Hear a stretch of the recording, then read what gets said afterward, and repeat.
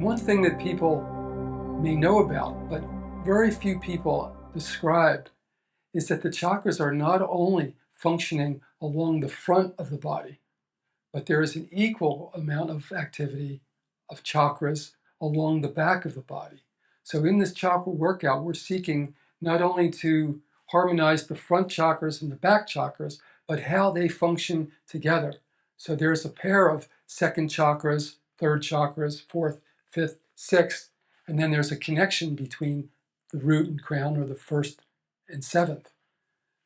That balancing and that harmonizing can have a very powerful effect on bringing the body back to its homeostasis and normal flowing function.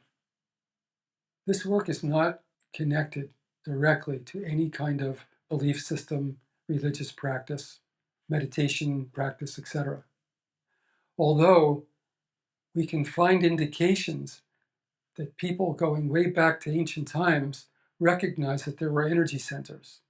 So as these belief systems developed, sometimes that understanding was incorporated in different ways, sometimes accurate, sometimes not accurate. But in and of itself, it is not something that is followed as a belief system. Actually, when we make this harmonizing of the chakras, it helps us to have a clear perception. So it might help us to see what is common in all these practices, what is common between all relationships. And so rather than structuring and creating an isolated way of thinking, it helps to broaden and see a more diverse way of how things can work together. The chakra work, which is a self-balancing, self-harmonizing technique, can be used as a standalone practice to get the benefits that I've been talking about. And one thing I haven't really mentioned is the creative possibility, because it definitely stimulates your creativity in whatever type of creative endeavor you're involved in. And that could be anything from artwork and music to parenting. So it's the whole wide spectrum of how we do creative things, how we arrange our house. It gives us more insight, more possibility to that. The chakra harmonizing, or what I'm calling chakra workout, can be standalone or an adjunct to really any kind of meditation, yoga practice, qigong practice, light aerobic weight practice.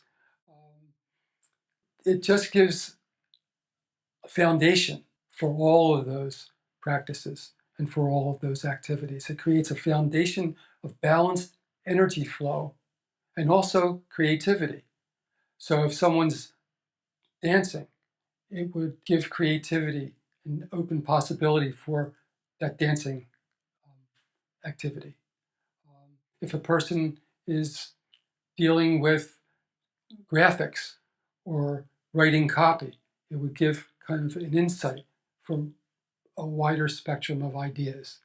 So that's been my experience of it, and also the experience of others that I've talked to. I think that it's a natural adjunct to all those practices. It doesn't have to be done every day.